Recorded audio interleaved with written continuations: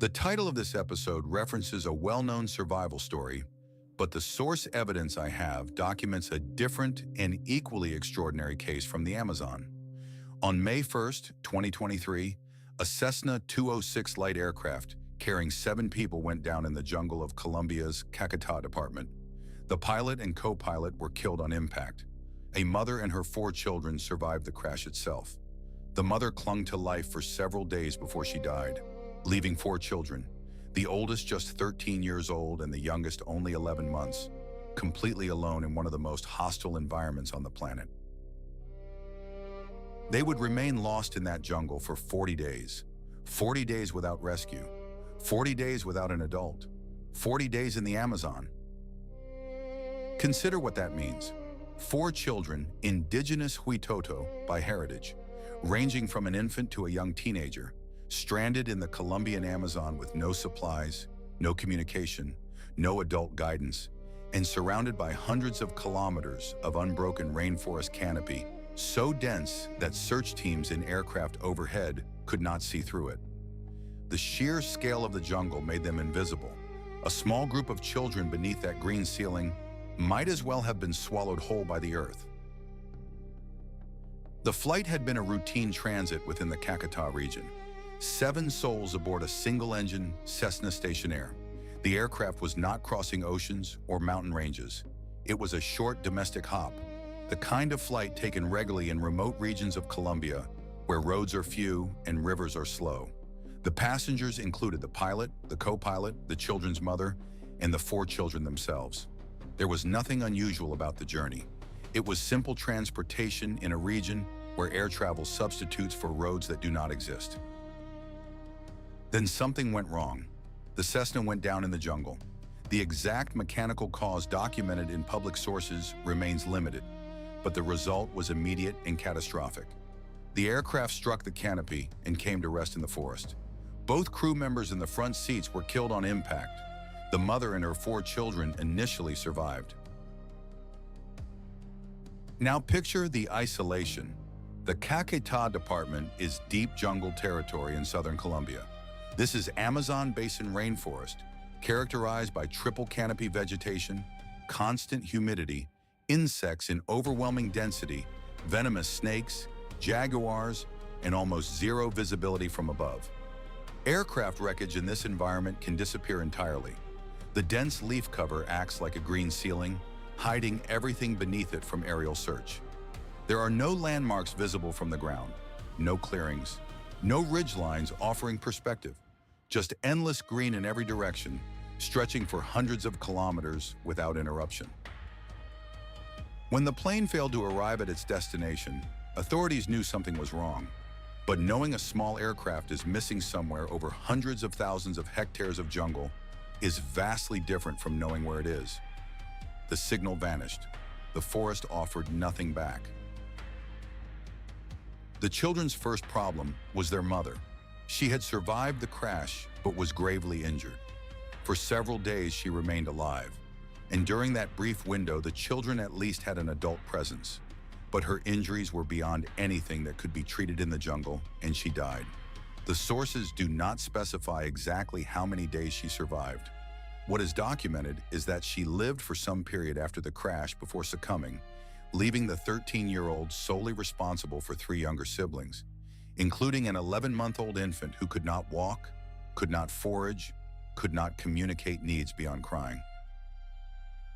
Their second problem was everything else. Water in the Amazon is paradoxically both everywhere and dangerous. Rainfall is constant, but so is bacterial contamination. Food sources exist in the jungle but require knowledge to identify what is safe and what will cause harm. Shelter from nightly rains, from insects, from ground-dwelling predators, all of this demanded constant effort from children who had just lost their mother and were processing grief alongside physical survival. Days passed, then weeks. The Colombian military launched a massive search operation. Helicopters flew patterns over the jungle. Soldiers cut trails into the forest. But the canopy defeated them repeatedly. 40 days is not a brief window of uncertainty. It is nearly 6 weeks.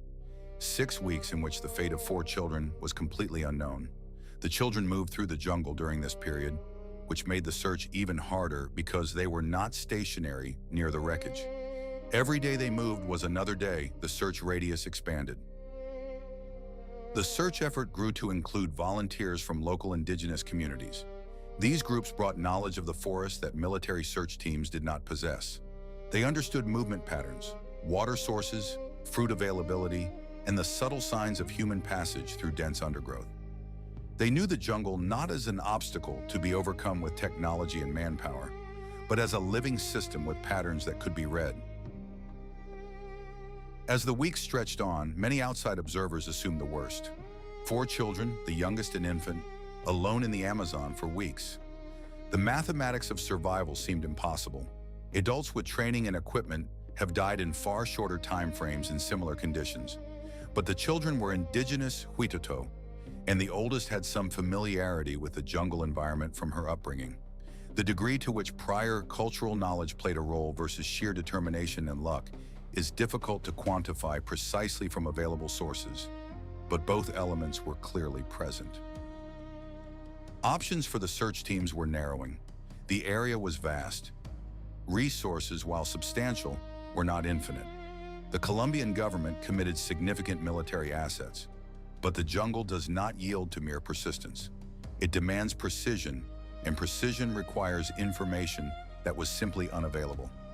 Each day without contact made the probability calculations grimmer. The breakthrough came after 40 days. The Colombian military and indigenous volunteers located the 4 children alive in the rainforest. All 4 had survived, including the 11-month-old infant. The rescue was confirmed, and the children were evacuated from the jungle to receive medical attention. 40 days alone, and then it was over. The aftermath drew international attention. The Colombian government celebrated the rescue publicly. The children required medical treatment for the effects of 40 days in the jungle, including malnutrition and exposure, but all 4 survived. The story became the subject of significant media coverage worldwide. In 2025, a documentary film titled Lost in the Jungle was released, directed by Tien, Elizabeth Chai Basarheli, and Juan Camilo Cruz, documenting the siblings' ordeal and rescue. The film brought renewed global attention to what had already been recognized as an extraordinary survival event. The verified facts of this case are stark enough without embellishment. 4 children survived 40 days in the Amazon rainforest after a plane crash killed the pilot, co-pilot, and eventually their mother. The oldest was 13. The youngest was 11 months. They were found alive by a combined effort of Colombian military personnel and indigenous volunteers who refused to give up the search. What this specific case demonstrates is not a general survival lesson.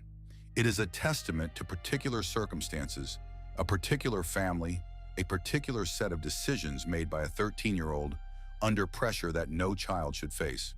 The jungle did not become less dangerous because children were in it. The canopy did not thin to help searchers. The insects and rain and predators did not relent. The darkness came every night for 40 nights, and 4 children endured all of it without the comfort of an adult voice telling them it would be all right. That is the documented record. No invented heroism is necessary. The facts themselves are sufficient.